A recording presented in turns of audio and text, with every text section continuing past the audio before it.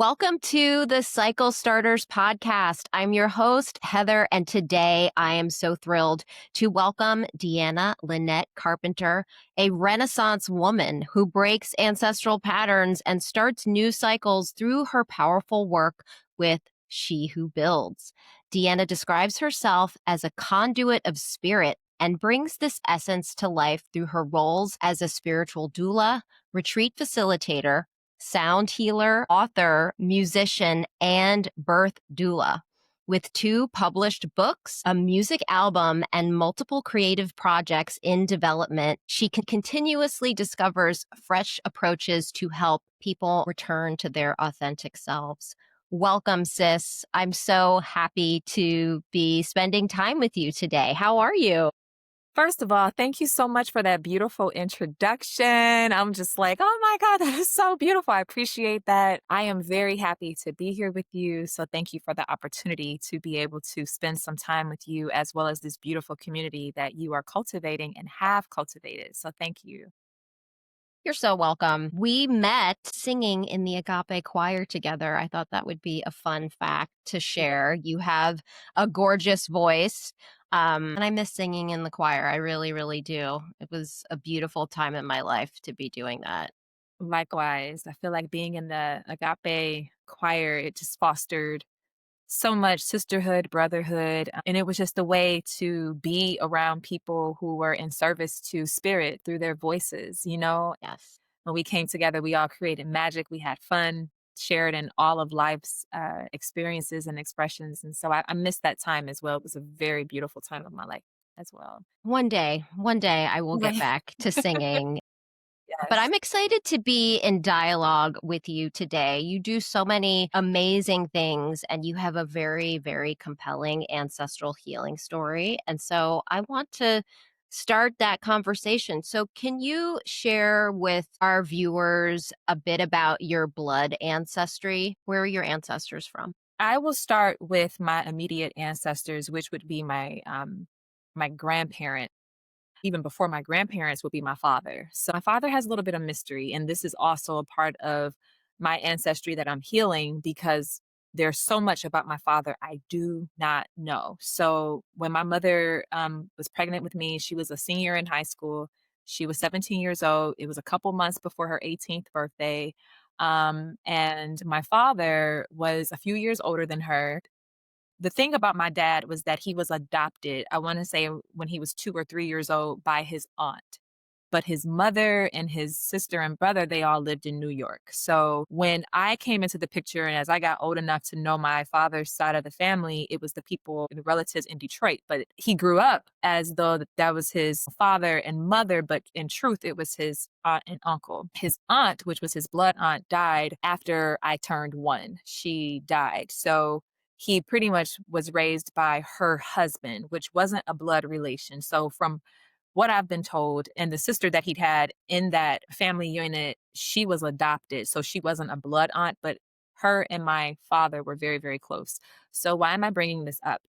It's because a lot of my ancestral story and a lot of what I'm piecing together and even wanting to heal, I've spent so much time healing my maternal lineage and understanding my maternal lineage because that's what's been right front and center. It's the side of the family that I know most. It's the side of the family that I grew up with. It is the side of the family that I'm in contact with. And that's where most of my work has been done. However, when it comes to the paternal side, I feel like over the past year specifically, actually the past couple years, there's been this deep desire to know more about my father, know why his mother gave him up for adoption to her sister, because I don't know his mom. I met her at his funeral, but then she died a year later. So it's just so much mystery around my paternal side.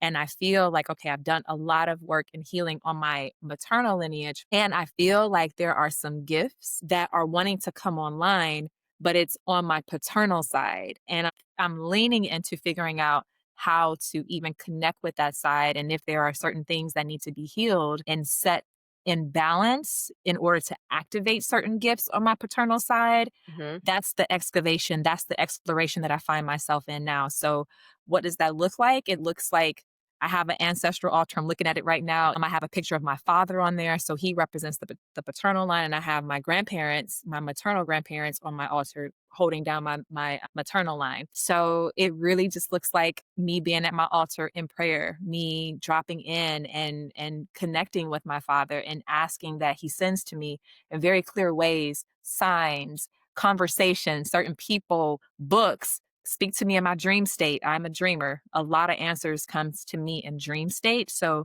I'm always like, speak to me in ways that I will understand so that I can start to go down this path of helping me to connect with my paternal side. And so I just wanted to presence that because it's like all of this work has been spent on healing and understanding my maternal lineage, but that was what was readily available. And I'm also seeing that I'm expanding to discover and figure out more of what was going on in my dad's life because, as you know, we carry forward anything that our parents experienced. We inherit what our parents were moving through, but through what our great grandparents, especially our great grandmother, what she was experiencing. And so I'm like, okay, I know I've inherited a lot of things. How is this impacting me in relationships? How is this impacting me in finances? How is this impacting me and even the confidence that I have to believe that I can actually fulfill the purpose that I'm here to fulfill? And what I will say, although I've done a lot of things, yes, I have been called a Renaissance woman.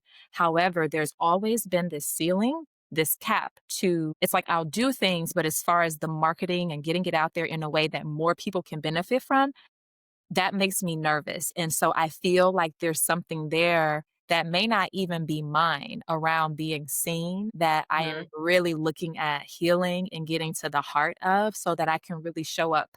So right now, ancestral healing, ancestral connection, ancestral reverence is huge for me because they have the answers. And I don't know if you want to say fortunately or unfortunately, my living relatives are just now, I think through me, they're beginning to understand ancestral reverence. So I didn't come from a household where it's like, honor your ancestors, have this altar up. Yes, we have pictures up of our grandparents and, things, the relatives who have died. But as far as like tapping in, like, mama, I just want to talk to you or whomever, I had to learn that through my other relationships. I had to learn that through life and just experiences and even an intuitive knowing of realizing that once a person takes off this garment, this suit known as the body, that, yeah, the body dies, but the energy doesn't. And so that was something that I came into just by being a curious seeker, my Sagittarius rising, wanting to learn, a student, and even my own soul's wisdom. So I feel like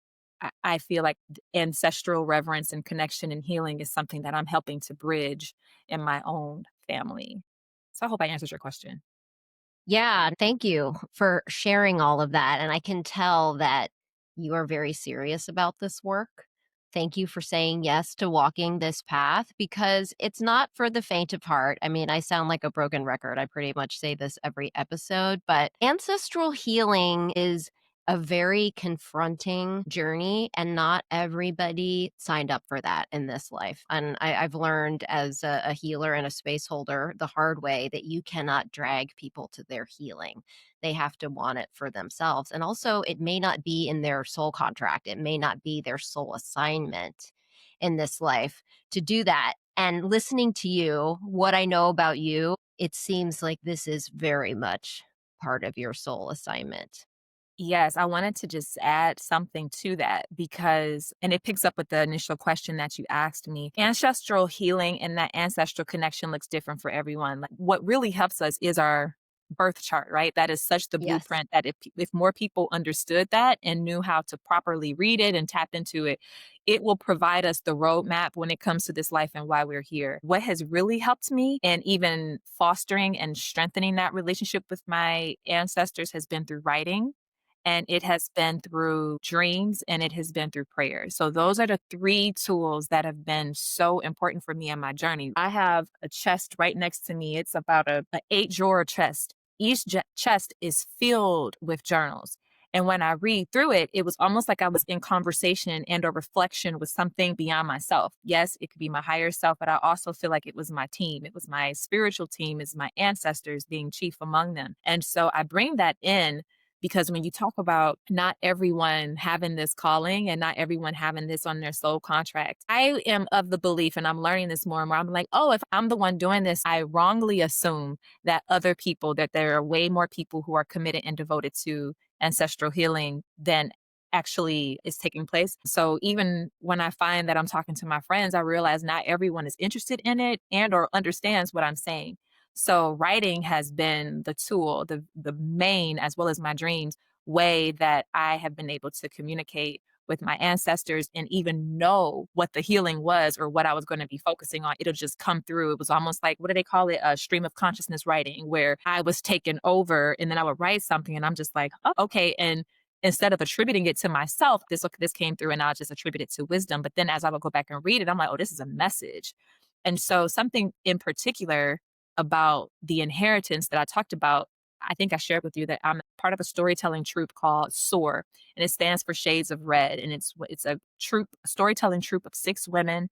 And we write these pieces about whatever is true, whatever is alive for us in that season. And so 2024, what was really alive for me was this deep sense of disappointment and heartbreak. This feels bigger than me. This doesn't feel like this is all mine. And I struggled to write that piece. And then the words just started coming through. And what I thought was going to be a piece that went in one direction, it actually was a piece that honored my mother, my grandmother, and my great grandmother, and how there's been this echo, if you will, of heartbreak and disappointment that was passed down. And now I'm the inheritor. I bring that in because there's something about the way that each of these women have done and interacted in relationships with that I realize is playing out for me now. And that is what I'm rewriting. And even at the end of the piece,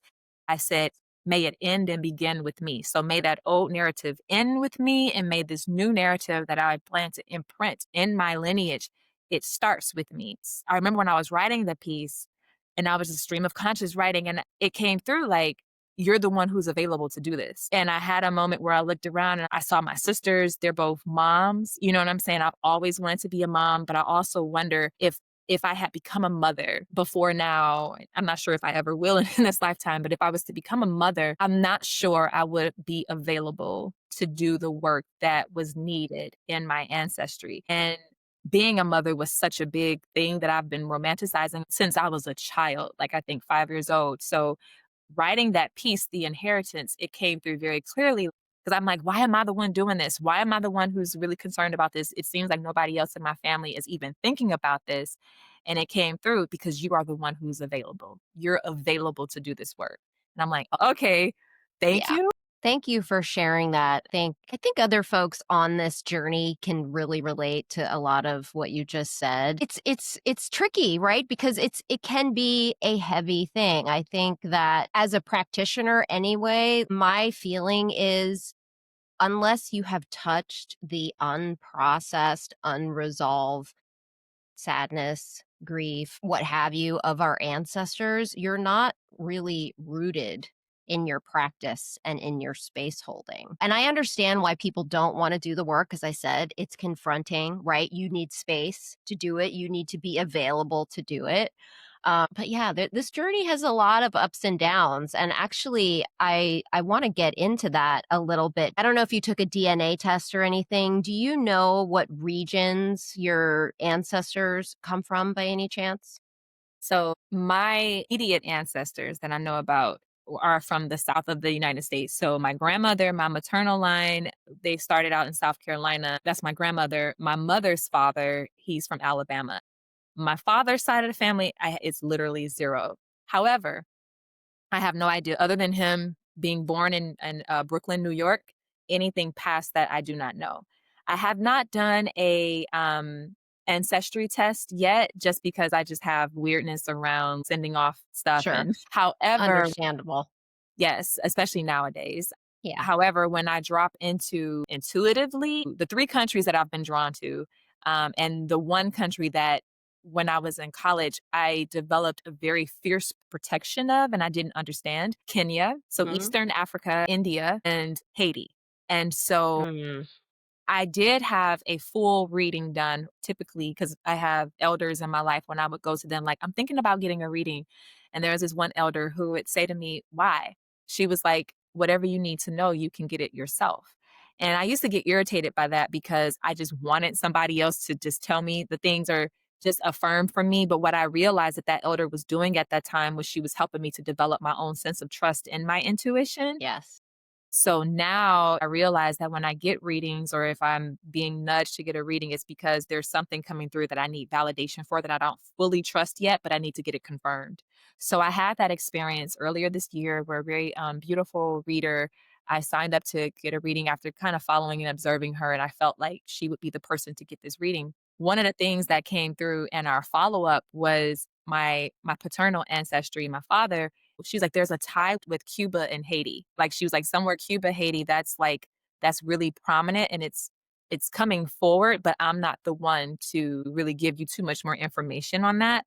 So I was like, okay, to me that feels like my father's side because when I think back to my father's mother who I met at his funeral, there was something about her complexion and her eyes that was very intense, and it reminded me of what I've seen images of the women ET or Haiti and even Cuba. So I feel like that's the next part of my journey, but intuitively I feel Eastern Africa and I feel Haiti, and I know that maybe a past life I spent time in India, I really feel that Mhm. strongly. Yeah, Um, could be. yeah, but I would say Eastern Africa, and I could be totally wrong if I do decide to get a actual ancestry and it's like, "You're 100% this," and I'm like, "Oh, I didn't see that coming." Speaking of agape, Reverend Michael, I went to Egypt with him in the first time in 2019. That was such an accelerator as far as me spiritually. Always been on a path, but going to Egypt and being there in that container, it really unlocked doors and unlocked remembrances within me. And so I remember we were at breakfast this one morning, and I'm a long girl. I have long fingers, I have long toes, I'm a long person, like I'm just long. And I remember he looked at my hands as if he had seen them for the first time and he was like, "Gosh, you have long hands." And he was like, "You're really long, kind of like Akhenaten." And he was like, Mm, "Have you ever done your ancestry? It'll probably come back that you're not from here. You're an alien." And I remember I looked at him like, "That's weird," but Rev, he picks up on things and he yes, gets he these does. intuitive hits. And so even though he said it in a very lighthearted manner, everything in me was like, pay attention to what he's saying, right? And Uh-huh. so I also have that looped in as well as like, okay, it could be ancient Egypt. It stretches back to that at some point. I don't know if they're talking about this life or another, but I will say Eastern Africa always has been resonant to me. And so I feel like intuitively that's where a lot of my people come from. And even when I went to Kenya, certain dishes that I had when I went there, it was just the way my grandmother prepared it, like, I was like, "Oh Mm. my gosh," and so I feel like on my maternal side, it would stretch back to Kenya, and I feel like for my paternal side, that it's somewhere with either between Haiti and Cuba, and so I'm looking forward to discovering that and being guided to get those answers. Very cool. I love this. And I love how open you are to receiving information in non-linear ways about this. Like the intuitive hits that we get, the more we're giving permission to other people to trust themselves as well. So I really appreciate that about you. I'm curious, when did this concept of ancestral healing even enter your consciousness insofar as, okay, I see now that things can be passed down from generation to generation, but also I have the power to shift these cycles. I have the power to start new cycles, new patterns in my lineages. So tell me a little bit about that. Yeah, so really the origin of me consciously paying attention to ancestral healing and connection and the responsibility that comes with that, I would say um, around 2007. So I had just turned 25. 2 years before that, my grandmother died. So that was a real big thing for me because my mother, like I said, she was 17 when she had me, 17 going on 18. I'm very much a village child. My little mama, my grandmother, I've said this many a time, and my mother knows this too. For a big chunk of my life, my grandmother was like my mother. So when she died, that was such a big part of my spiritual, I don't want to say awakening, but spiritual expansion because Mhm. I saw her 10 days before she died. She was in a nursing home at the time. She was, there was some, what is it? When they're purifying, they're cleaning out the blood. I can't remember what it's called. It's a process. I can't think of it. Dialysis. Thank you. Thank you. She was going to dialysis. Mm-hmm. But this day she was at her room and I went to go see her. And when I left, I was like, okay, I'll see you next time. And because she was paralyzed on her left side, she just threw up that right hand. She would always make a fist, throw up her right hand. And that would be like, okay, I'm gonna see you next time. But then I remember pausing at the door and I just looked, I watched her, before leaving. And then she saw me looking at her and then she smiled. She did this again. And then I walked off. As soon as I got to my mother's house, I started crying. And I was like, somebody's about to die. Like when I tell you it came through, it came through. But never, never did I suspect it to be my grandmother. I thought it was my uncle. I thought it was going to be an aunt. But when I tell you, it never crossed my mind that it was my grandmother. So 10 days later, she died. And I was like, okay. And because I was already in a space of expanding and really looking at life from a different lens, my grandmother's death, when I got to the wake the day before her funeral, I looked and I was like, that's not my grandmother. She's not even here. Oh, she exited the building. My God, we are not our bodies. That was when it hit me. This body, it was just her house while she was here on earth. But this wasn't her. That's not her in the casket. So I don't even have to cry over this body. I'm going to miss her. But that's it. It was so clear. That was what started it. And then after that, she started coming to me even more in dream state. And that was very powerful. However, it was after a breakup with a guy because I was realizing that the way I was showing up in that relationship, in addition to my grandmother's death, I had this underlying fear of abandonment. And so I would just really clench down in the relationship. And I didn't even know I was doing it. But after the breakup, that became very amplified for me. Because your father died when you were young, this is something that needs to be healed. So in me wanting to get down to the root of why I was showing up a certain way in relationships and why I was so hands-on and wanting to control and wanting to know everything, it was this underlying fear of abandonment. So with me wanting to heal how I was showing up in intimate relationships is also what led to my next assignment, which was ancestral healing, because those fears of abandonment run in my family. Because my father died when I was 8. My mother's father died when she was 11. Both our fathers died of heart-related issues. So that's ancestral stuff that needs to be looked at, right? Anything with the heart attack. There's issues of the heart that is being passed down generations, and we have to stop and pause and look at it. But what helped and what gave me the language of ancestral healing, reverence, and connection was a very beautiful opportunity that kind of came in my life through the form of an email to become a camp counselor with an organization called Camp Butterfly that was based in Chicago, because I didn't experience a summer camp growing up. So I got really excited about finding out about this organization. I called, left this super long message, all excited about wanting to be a camp counselor. The founder, Nyambi Jaha Eccles, called me back and sent me the paperwork that I need to fill out. I sent it in. I ended up being accepted to be a camp counselor. So, you think of camp, you think, oh, it's going to be like hot dogs and s'mores and talent shows and all those things, which this was. But one of the requirements was that they wanted the volunteers to meet in Chicago a few days before camp started for training. When I got there, I was like, okay, what kind of camp is this really? Because it was a camp that was specifically for African American girls. But when I tell you the entire framework and the foundation of that camp was really built on African spirituality and African principles. And so the training wasn't your typical CPR. This was like, you're going to be working with girls who are coming from all over. They're at this very tender time of their lives. They're very impressionable. Some of them are doing this. A lot of them are wards of the state and they need energetic support. And they were like, what's happening is that the way they fashioned that camp, if things come up for the girls, what the founder realized was that whatever the little girl or the girl that's participating in this camp, whatever she's moving through, it often triggers the little girl and the adults who's working with them. And so she wanted to make sure that we were in a space of being able to hold space for ourselves while holding space for this women. And she took us through this whole thing. So that was the first time that I had even saw someone do anything with tobacco, walking around blowing smoke in these directions and burning sage and throwing Florida water and having us rub our hands together and then moving them apart. I was like, what is this? And they actually had an ancestral altar and they encouraged us to bring things for the altar, but I didn't know what that was. So honestly, what gave me the language and the foundation to start walking in this work was Camp Butterfly. And it was literally disguised as a camp for girls.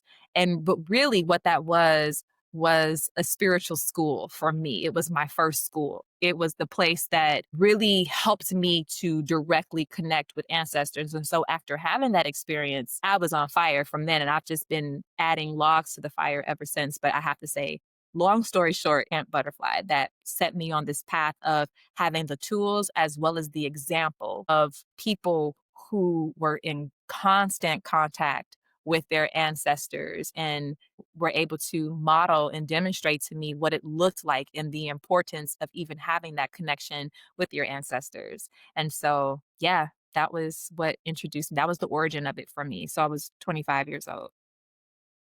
I love this story. Thank God for Camp Butterfly. You were obviously meant to be working there and be in that container. It was almost like a portal for It you. was. It That's was. so cool. It was, and that portal was deepened, so I was engaged at the time, and then I ended up moving to Texas to be closer with my fiancé after that camp experience, and we were together for probably a year and a half, and then we called off the engagement, and after that, I moved to Chicago to work more closely with Camp Butterfly, so I was able to be immersed in the culture, immersed in that experience, and that's when things really started to deepen for me, and I started to explore more and look at, what I was healing and what was in need of healing. But yeah, I was in that container that supported that. So I will forever, no matter how many interviews, whether people know me or not, I will always presence Camp Butterfly because it was such a pivotal school for me. It was a portal for sure.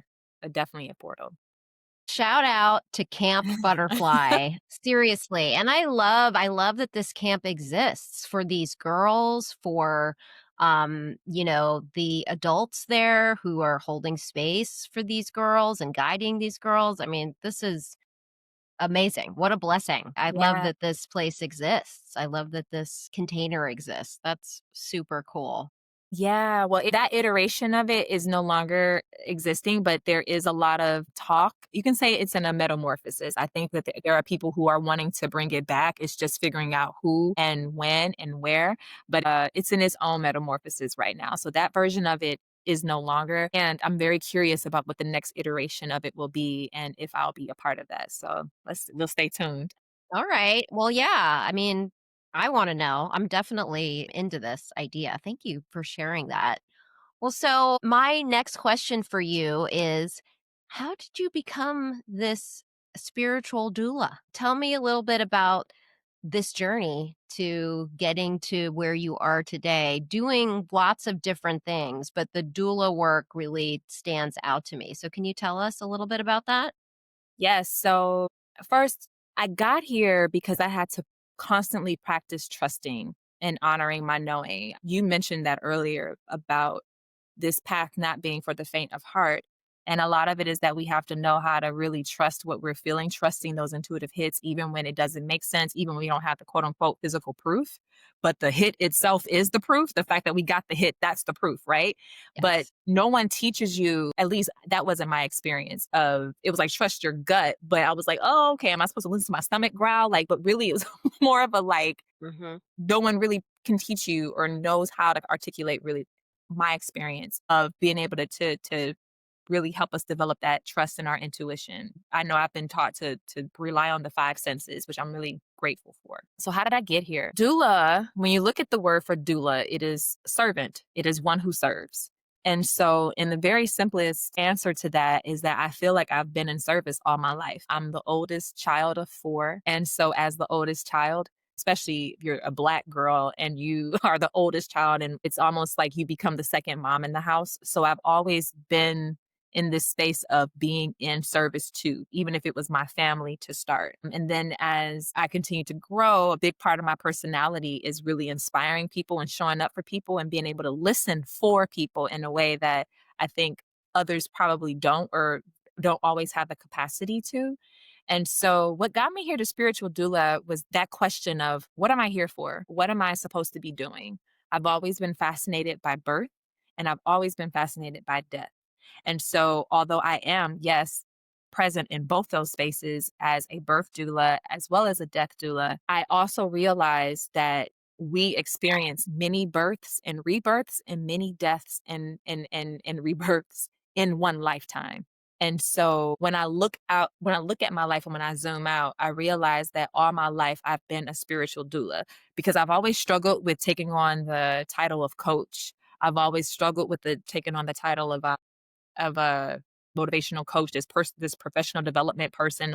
I never really fully aligned with those terms, but something about spiritual doula felt right because when I look at how I show up in friendships, relationships, workships, all the type of ships, it's always been this heart of being in service to whoever I'm in front of or whoever I'm with to their highest unfolding and highest expression. And so, just as moms benefit from having that support person in the hospital or at their home or at the birth center when they're giving birth to new life, and just like that individual who is now releasing this life, they still need support in helping them trust and surrender to what is naturally happening with them leaving this realm and going on to their next journey. All of us need people at certain points of our life who can just kind of walk with us. So I interchange it between spiritual doula and rites of passage because I feel like when people come into my life and when I come into people's lives, it is usually when they are closing out a chapter, opening another. So there's a death and a rebirth that's happening.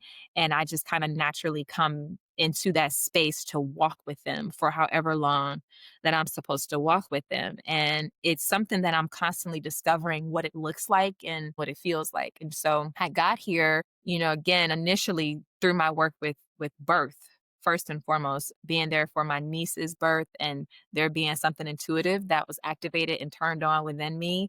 And then when I would work with people on one-on-ones and, they're just like, yeah, I'm moving through this. And I'm like, wow, it's almost like I'm serving as your doula. I'm kind of like your spiritual doula. I remember it just kind of coming out and that term sticking and those particular clients like, yeah, you're my spiritual doula. So it's like whenever they need just someone to listen for them, whenever they're seeking some type of intuitive assistance around choices that they have to make and when they're about to make a big transition or they feel like there's a change coming into their life, that's typically when people come to me to assist them in that journey. And I think spiritual doula, it feels great because that's the work I'm constantly doing in my own life. I'm constantly showing up in service to the transitions within my own self, the transitions within my own life, and having to birth myself anew, having to die to old ways of being, old thoughts, old habits, old mindsets. It's this constant unfolding. So spiritual doula, it's both and. It's me having the experience as my work as a birth doula. I have yet to be bedside with someone when they took their last breath. However, I have definitely been in that window of 6 to 12 hours with a person before they release their body temple. So just my appreciation for both sides of this experience of life and the in between and how I really study life. I study people, I observe and I listen. I feel like that is what has helped me. And me being very committed to my spiritual practice of, prayer, meditation. I also do a lot of toning and chanting. I'm constantly looking at ways to continue to sharpen the gifts that I have. And I'm really open to learning and allowing other dormant gifts to come online. So, really, I reached this point of spiritual doulaship because of the work that I've been doing in my own life and me just wanting to piece together life and what's the purpose of this and why am I here and what am I doing? That's what led me here. Thank you for sharing all of that. And I actually think this is an amazing time for us to talk a little astrology because I just love listening to you explain how you evolved your journey of evolution. Your chart is absolutely amazing. And so, for folks who are unfamiliar with my work, if you're new to the show, I am an ancestral healing guide. And an embodied empowerment mentor. And so I have expanded my ancestral healing practice into galactic astrology. So the way I relate to astrology is that I find it to be an amazing tool. It's not the rule, but it is an amazing tool insofar as it's a very empowering language and framework in terms of understanding yourself as an energetic being, but especially on an ancestral healing journey, basically everything is in the chart. You can see the ancestral wounds. You can see the gifts that you came with. You can see what your assignment is in this life and what you are letting go of from past lives, but also what you're bringing forward from past lives, gifts you're bringing forward. So I felt called as Jupiter, the planet of expansion, moved into Cancer, right? The sign of the mother, the family, of nurturing. I just felt this irresistible call to expand my notion of family. And so, what galactic astrology does is it connects the natal planets in our birth charts to black holes, fixed stars, super cosmic points like the galactic center, the super galactic center, the great attractor, and the Shapley attractor. It's so fascinating, and it really tells you the story of your soul's journey, not just this life, which is in the chart for sure, but it speaks to past lives not only on Earth, but also past lives that are off planet. So you have a fascinating chart.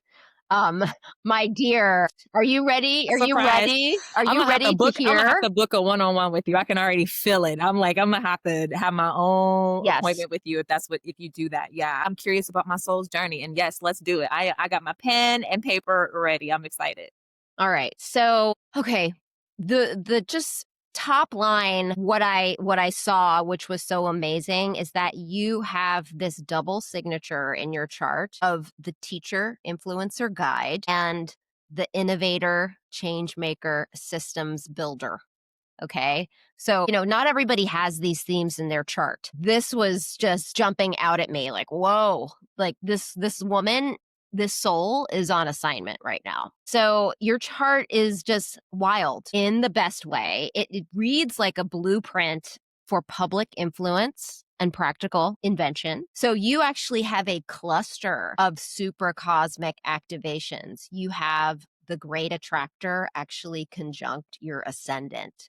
So you mentioned that you were Sagittarius rising. The great attractor is a gravitational anomaly. It is bigger than the galactic center, bigger than the supergalactic center. It is so vast. And astronomers are still studying it because it doesn't really fit into the category of a black hole, but it has some markers of a black hole. All we know is that it just pulls things towards it with so much force, with such a magnitude that really comes through for you. So you have the great attractor on your ascendant, and your ascendant is, the vehicle for your divine mission. That's why we ask for the birth time when we're reading a chart, because it's chosen with intention. This is the energy that people pick up on when they first meet you. And sometimes how we come across is in the shadow, because astrology recently has been so much focused on the sun sign, which is where you shine.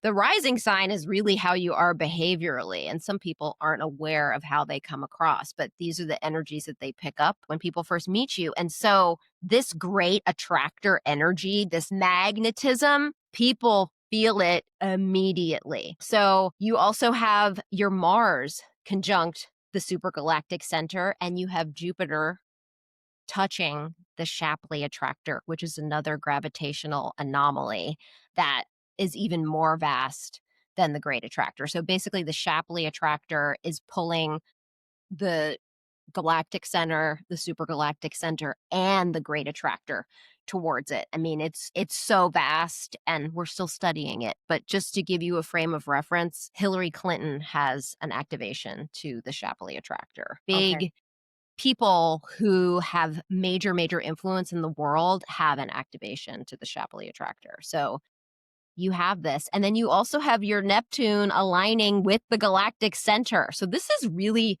rare. I mean, I've looked at a lot of charts, like your chart is rare. So this combination of these super cosmic points gives you two gifts at once. So you have this naturally magnetic authority, and then also this capacity to conceive systems and solutions that people can actually use in their lives. And so this magnetic authority, I would say, really shows up in that teacher influencer energy that you have. Your part of fortune, which is a calculation. It's not a celestial body. It shows you where you have a lot of luck. You have a lot of fortune. It's where you can experience the most happiness by really embodying all of your gifts. Your part of fortune is conjunct the fixed royal star Antares, which is actually a portal into the Milky Way galaxy from other galaxies. And it also has a relationship with the Great Attractor. I mean, there's so much here. All of it is saying that you're here to transmit very high wisdom in a way that lands for people. So I think you bring hope to people, you bring spiritual depth, and the kind of clear, very practical language that helps people act on what they learn. So you've got that teacher influencer theme, and then you have this innovator, change maker, systems builder theme just really screaming at me from the chart. You've got Chiron, which is your deepest wounds, but also the gifts that you can cultivate if you're able to transmute that wound, and that wound is often ancestral. Your Chiron is touching the Perseus star system, specifically the star Capulus. And then you also have Arcturus in relationship to your Pluto, which is a generational planet.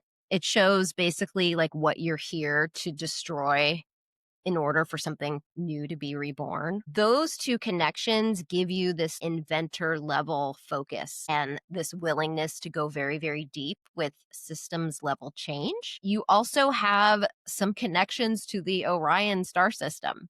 So that gives you so much resourcefulness and this capacity to handle polarity and to move projects through conflict into structure. So that's one of the signatures of Orion consciousness, because they went through these polarity wars where they saw the worst of the masculine, the worst of the feminine. They learned after fighting with fire for God knows how long that that wasn't the way. They needed to evolve spiritually. They actually needed to go higher.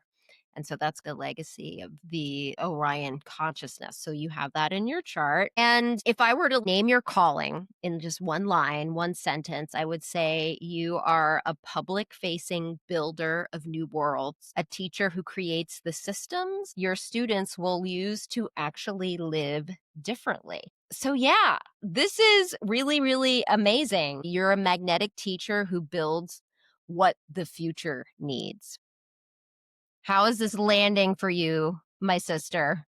Well, first of all, I have so many questions that I feel this podcast would not be able to hold because I am so curious about you and how you got to this point and what is your journey when it comes Yeah. to even having language or being curious about discovering and looking into this. Because, like I tell people, I was like, I love astrology. I always have been curious about it. But when it comes to conjunct, square this, and the technical language, I'm like, a deer in headlights, but I Mhm. do know what I feel. That has been a Yeah. guiding principle for me, is trusting what I feel and what's coming through my body.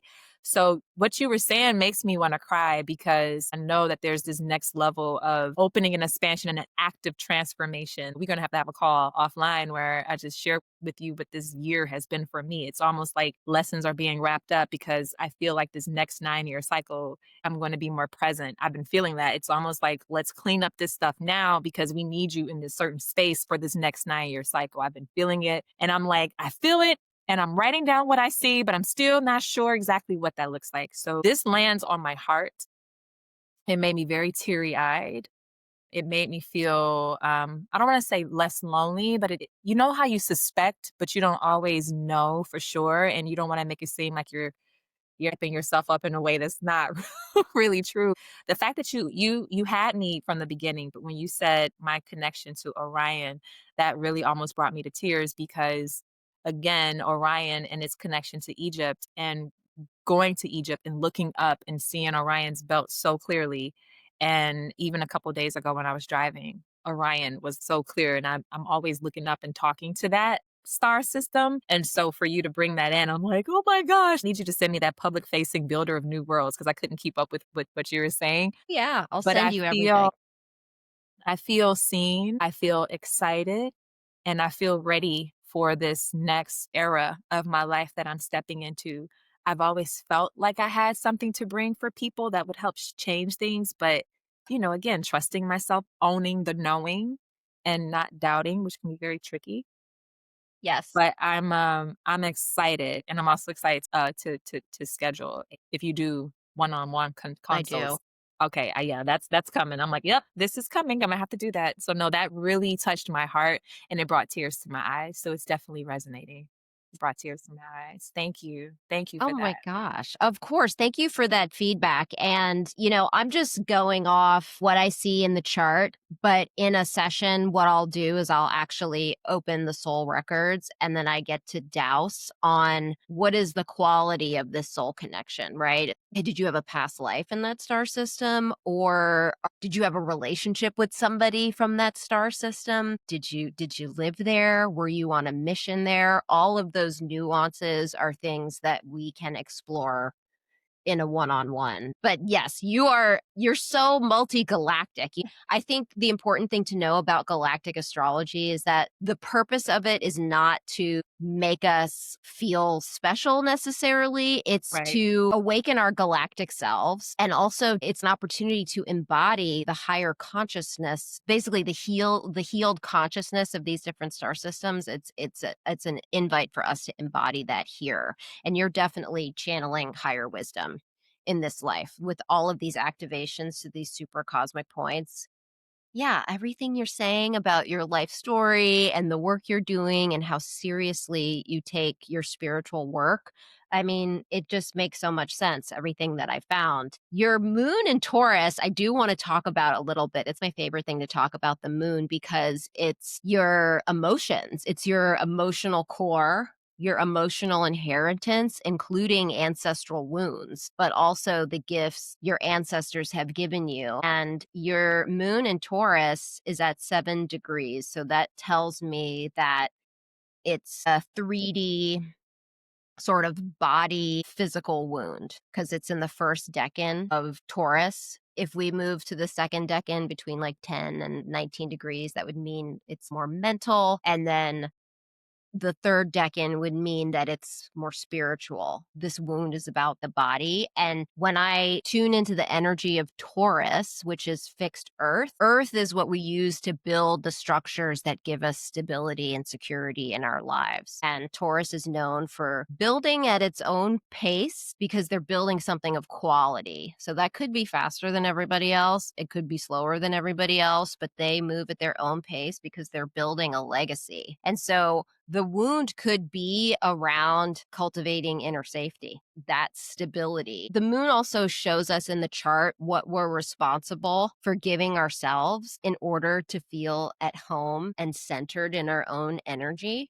And so I'm curious, how do you take care of yourself with this moon in Taurus? And I would guess, and throw this back at me if this does not resonate, what I've found with people with this signature is that there needs to be a sense of safety in order for them to really process their emotions. They need to feel safe. But tell me, what's it been like for you with this moon in Taurus? Oh my gosh, that has been my biggest thing, and I feel like it's been my biggest heartbreak and disappointment is having spaces where I feel safe and having people to be able to hold that container for me so I could feel safe. People feel safe with me. I don't always feel safe with people. And that's something that I've lamented, especially in intimate relationships, because it manifests as me giving more, me showing up more and feeling like I'm being breadcrumbed because they just haven't or didn't know how to or didn't want to be able to support and help me to feel safe in that same way. So then I've had to expand that sense of safety, right? So what has been helping me, and it's so funny that you're saying all of this because even this morning when I was at my altar praying, I was kind of, I'll just be transparent. I'm still dealing with this issue around being chosen. And I even said that to my mother this morning. I had a recent breakup in June of this year. There's still stuff happening with that, but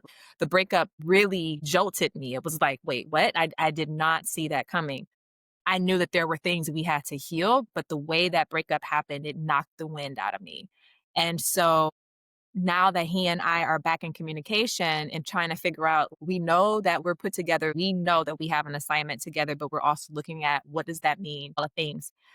But what's important for me, and even moving forward with him, even if it's just as a friend, is this feeling of being safe and knowing that I am safe, even in my friendships, because in my closest relations, there is this knowing that I'm safe here. And no matter what I say or do or what I'm thinking that I'm expressing to you, that you can hold it. But I don't have a lot of people who can hold that for me. So it's been lonely. So what I did and what I've been doing that's been really helpful is that when I get really down in the dumps, which I do, about feeling like who holds me, makes sure that I'm safe. I make sure everybody else is safe, but who ensures my safety? And then I have to expand where I'm like, oh, well, God, the universe is what keeps me safe. So what has helped me move through this Taurus moon is expanding how I view where my safety is coming from. You never roll alone, DeAnna. You roll with a solid team of beings in the unseen and the seen who got you. So you can never be in a space where you are not safe, or they will never let you walk blindly into any situation. And that's something. So I've had to expand again where I get safety or where I pull on safety from.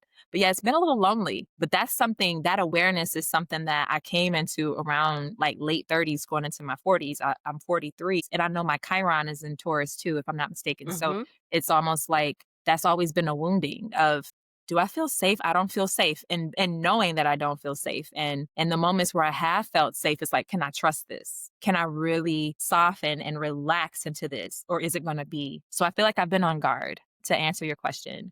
I've been on guard, and I've also had to expand. That's been the biggest thing that's helped me with safety, is expanding where safety is coming from. And my spiritual practices help me with that too. Your Chiron is in Taurus. It's 21 point 2 degrees of Taurus, also in the fifth house, which is interesting. So, yeah, this is a double whammy of safety being a theme in your life for sure.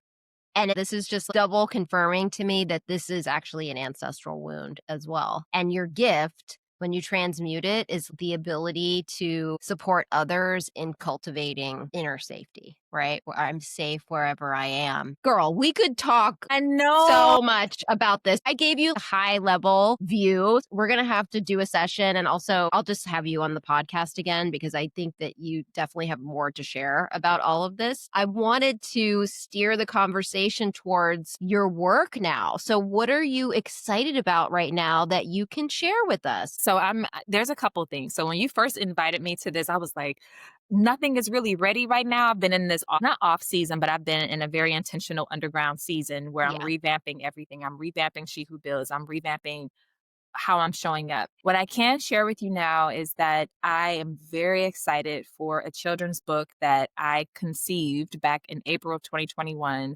that I am starting to finally pick back up with, and it's called Kai Says Goodnight. I will be starting to talk more about that book around Hallows Eve and All Saints Day. I think it's the day, All Souls Day on November 1st. Mhm. But I plan to start talking more about death and my work in the space of death. And this book is a way that you can explain death to a child. And it's called Kai Says Goodnight. It's inspired by two of my nephews who have been diagnosed with a life shortening disease. And I'm actively working on getting this book out in honor of them while they're still here. And because I feel like this is part of my work. It's part of my gift, is helping people to really confront and face and sit with their fears around death. Because I'm in both worlds of birth and death, I realize the ease with which we welcome birth and the terror and the horror and all the things at which we look at death. And so through this book, even though it's written as a children's book, my prayer and hope is that it also give the adults something to hold on to and drop into in shifting their relationship with death. So there's going to be more about that around that last week of October, which will also be the 20-year anniversary of my grandmother's death. And she was my greatest teacher on death. Also, I have new music coming out. I've been really in the studio working on an offering, and it will have meditations. It will have just nothing but instruments where I'm doing sound healing, and was able to go in the studio and record it. So that's coming. The date right now at the latest will be February of 2026. I'm getting the calendar together. And as far as courses and offerings and workshops, I used to do things around the new moon, and then I stepped back from that. And what's been coming through, and I've been getting hits, you need to start holding containers or for courses for people to sit with you and to be able to be in community and share some of these higher level wisdom that's coming through. But there's one course that I'm developing now where it's about really strengthening our relationship with our word and how we identify ourselves and in prayer. So there's a few different courses that I've been really developing and working with and fine tuning because I desire to show up and hold space and create space to be able to share with people what I've been studying, what I've been practicing, and being able to give it to them in a way that's very practical that they can anchor into their own lives. So that's what's coming up. Sound is Prayer is one workshop or one course. The second one is Abound. And with that, people think abound, abundance is like, yeah, give me the money. But I want you to abound in your concept of self first before you can get to all these other things. Because if you don't really know who you are, and I mean really have a better awareness and understanding of who you are, then are you really showing up in your greatest ability in this particular incarnation? So that's what I'm developing. And I've been dealing a lot with, am I ready to teach this? What makes me qualified to do this? All of that stuff that happens. And I've just been surrendering to it. You know what? You've had your time. The training wheels are off. You're ready. So those are the three. I didn't give the title for the third one. There's Abound. And then I'm still not sure about this one, but Calling Forth the Empress is one Mm-hmm. that's been coming through. And it's really about, again, living a life that's in tune with your word, that's in line with your word being your way that you manifest and call things forward. And really, all of my work is about people having a better sense and a better identity with themselves and who they really, really are. So those are a couple of things coming up. I'm still filtering through because I want to have people come in as guest teachers, guest speakers to really speak on things that I'm very curious about, but it's not my forte and expertise. And so I'm also thinking about creating a She Who Builds community or membership, reactivating the community, which I already have, but creating a membership structure and inviting more people in that way. So I'm in this space of figuring out what's the best way to present it. But as far as what I'll be bringing, it's really around sound. It's really around honoring the rites of passage of life. So the birth and the deaths and the rebirths that manifest in different ways and really um, asking people the question, where are you standing in relation to how you see and know yourself? Where is your footing when it comes to that? Who are you and what's influencing your definition of who you are? And is that really accurate? Is it the truth? So, yeah, that's what's coming. Amazing. All right. Well, so if folks want to find out more, they want to find out how to work with you, where should they go to learn more? Yes. So I encourage people to go to my website, shewhobuilds.com. So shewhobuilds.com. That's a play on my last name, Carpenter. Mm-hmm. And as soon as you come to the initial homepage, there is a gift for you for signing up for my mailing list. That gift is a meditation that came through in 2022. It's called You Are the Temple. And I would love to encourage people to listen to that, to actually sign up and receive that meditation because it all helps you understand how I work. And it's a great introduction to me, I feel, and how I channel and what comes through. And that piece was recorded in 2022 and it's a very beautiful piece. If more people had access to, I think it would be very beneficial. So through my website, I am on Spotify with music that I've already put out there, but I'm just encouraging people to go to my website because once you sign up on the website, you'll pretty much be in the know about what's coming, especially as I start to relaunch things. So there's an option for you to sign up for a mailing list to be in the know about what's coming. So my website is a great place to start. You can also follow me on Instagram at She Who Builds as I do post things in real Mm-hmm. time. I Mm-hmm. post there and I'm not on TikTok or anything like that. I'm debating if I should be, but I would say my website and then Instagram. Perfect. All right. Well, sis, I have one final question for you that I ask of all my guests. So, what are the cycles that you're starting in your lineages? Tell us. That's such a great question. Ooh, that's such a great question. The cycle that I know that I've already started is I've healed that divide and the disconnect with ancestral reverence, healing, and communication. That's one. The second one, healing the relationship with the law of circulation or how it expresses in the physical money, as well as shifting from life is just happening to me to being an authority of your life. I'm remembering that for myself. I'm so excited as I remember to share it with my family, which is what I've been doing all my life. Once I get something, I share it with them. So it's like that's the cycle. But also realizing my family is not limited to blood.